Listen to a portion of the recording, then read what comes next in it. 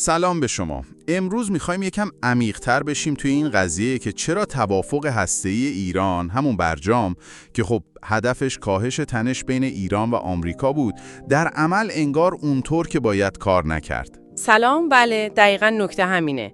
منابعی که بررسی کردیم خیلی روی یک مفهوم خاص انگشت گذاشتن. فرق بین اون چیزی که کلمه به کلمه نوشته شده، یعنی متن توافق، و چیزی که بهش میگن روح توافق.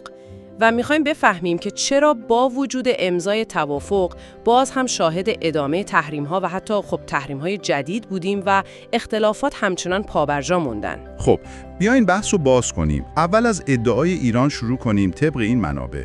ببینید، حرف اصلی ایران طبق این تحلیل‌ها اینه که آمریکا به تعهدات خودش پایبند نموند.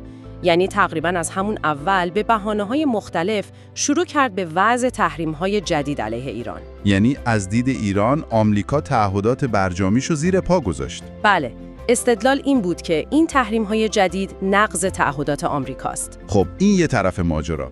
اما منابع میگن که قضیه به این سادگی هم نیست و فقط بحث نقض متن توافق مطرح نبوده. یه مثال جالبی هم زده بودن، درسته؟ آره، مثال خوبیه برای فهم بهتر موضوع. فرض کنید دو تا طایفه هستن که سالهاست با هم مشکل دارن، دشمنی دارن. کارشون اینه که دیوار خونه‌های همدیگر رو خراب میکنن. خب بالاخره میشینن و توافق میکنن که دیگه دیوار خراب نکنن. طایفه قوی‌تر هم میگه باشه، منم تحریم‌هایی که به خاطر خراب کردن دیوار گذاشته بودم رو برمیدارم. منطقیه تا اینجا. اما فردای توافق طایفه ضعیف‌تر دیوار خراب نمیکنه ها، ولی شروع میکنه به مثلا فحاشی کردن به طایفه قوی‌تر یا پنچر کردن لاستیک ماشیناشون. آها. بعد وقتی بهش اعتراض میکنن چی میگه؟ میگه ما فقط توافق کردیم دیوار رو خراب نکنیم. توی توافق که حرفی از لاستیک و فحاشی نبود. خب از نظر فنی درست میگه، متن توافق رو نقض نکرده. یعنی دقیقاً داره به متن عمل میکنه، ولی اون هدف اصلی که مثلا صلح بوده یا کاهش دشمنی اونو داره نقض میکنه. این همون روح توافق هست که میگیم. دقیقاً روح توافق یعنی همین نیت و هدف پشت کلمات. و جالبه که واکنش طایفه قوی‌تر هم اینه که میگه اوکی، تحریم دیوار رو برداشتم، ولی برای این کارهای جدیدت، یعنی فحاشی و پنچر کردن، تحریم‌های جدید میذارم. حالا این چطور به برجام ربط پیدا میکنه؟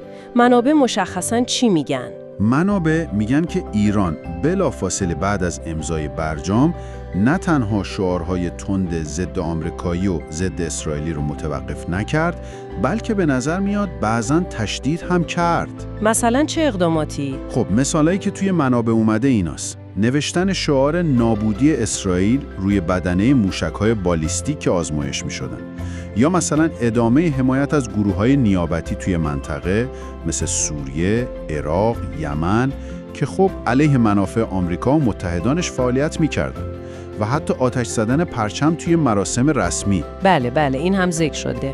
آتش زدن پرچم آمریکا و اسرائیل در راهپیمایی‌ها و مراسم‌های رسمی. خب پس آمریکا اینها رو میدید و میگفت این کارا با اون هدف کلی برجام، یعنی کاهش تنش، سازگار نیست، حتی اگه تو متن دقیقاً نیومده باشه. دقیقاً استدلال آمریکا این بود که این اقدامات شاید نقض مستقیم کلمات برجام نباشه، ولی با روح توافق کاملاً در تضاده. برای همین هم تحریم‌های جدید وضع کرد. ولی تأکید میکرد این تحریم‌ها دیگه ربطی به برنامه هسته‌ای نداره. بله، میگفت اینها به دلایل دیگه است، به خاطر برنامه موشکی، فعالیت‌های منطقه‌ای یا مسائل حقوق بشری. یعنی دلیل تحریم عوض شد. پس چرا این وضعیت پیش اومد؟ چرا دو طرف نتونستن به یه درک مشترک از روح توافق برسن؟ منابع به یه اختلاف نظر داخلی تو ایران اشاره میکنن، درسته؟ و دولت آقای روحانی شاید تمایل بیشتری داشتن که مشکلات با آمریکا به طور کلی حل بشه و روابط بهبود پیدا کنه. اما آیت الله خامنه‌ای به عنوان رهبر فقط مجوز مذاکره در مورد مسئله هسته‌ای رو داده بود. یعنی صراحتاً گفته بودن که مذاکره در مورد مسائل دیگه مثل مسائل منطقه‌ای یا عادی‌سازی کامل روابط ممنوعه. یعنی آمریکا یه جورایی انتظار داشت برجام قدم اول باشه برای یه تغییر بزرگتر تو رفتار ایران و بهبود روابط. دقیقاً نگاه آمریکا این بود که این یه شروعه. ولی نگاه رهبری ایران این بود که نه، این فقط یه معامله است برای رفع تحریم‌های اقتصادی مربوط به هسته‌ای و قرار نیست سیاست‌های کلی و دشمنی با آمریکا تغییر کنه. کاملاً. یعنی از دیدگاه آیت الله خامنه‌ای برجام یه ابزار تاکتیکی بود برای کم کردن فشار اقتصادی، نه یه تغییر استراتژیک توی نگاه کلی به آمریکا. خب این تفاوت نگاه بنیادینی خودش خیلی مهمه.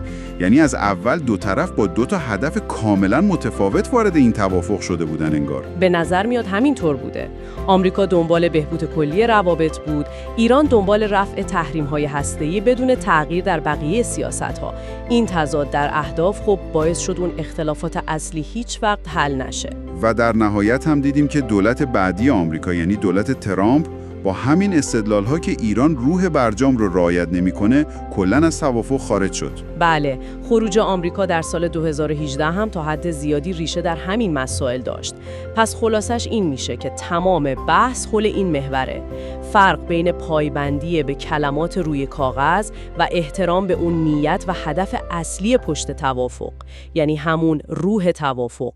و مهمتر از اون، تفاوت بنیادین در انتظارات و اهداف ایران و آمریکا از خود برجام. دقیقاً. و این ما رو به یه سوال خیلی اساسی میرسونه که خب شاید برای شما شنوندگان هم جالب باشه که بهش فکر کنید. وقتی دو طرف یک مناقشه با اهداف و انتظارات بنیادین اینقدر متفاوت و حتی متضاد وارد یک توافق میشن، آیا اصلا میشه انتظار داشت اون توافق پایدار بمونه یا از همون اول محکوم به شکسته و صرفاً یه آتش‌بس موقتیه؟